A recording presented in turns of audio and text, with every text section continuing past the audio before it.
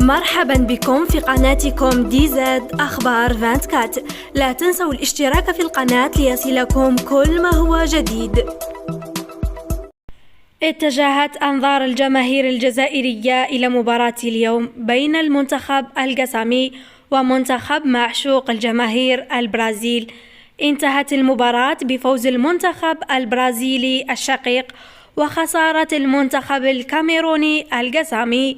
ردة فعل الجزائريين في المدرجات بقطر يا خوتي كانت قوية، وين الجزائريين استشفوا بردوا قلوبهم في صامويل إيتو، والكاميرونيين الجزائريين عندهم ما سمعوا إيتو وينو قسامة كابتك طيارتك. الصراحة فرحة إقصاء الكاميرون ضمدت جروح إقصاء الجزائر، فألف مبروك للمنتخب البرازيلي الشقيق والخسارة المذلة للقساميين.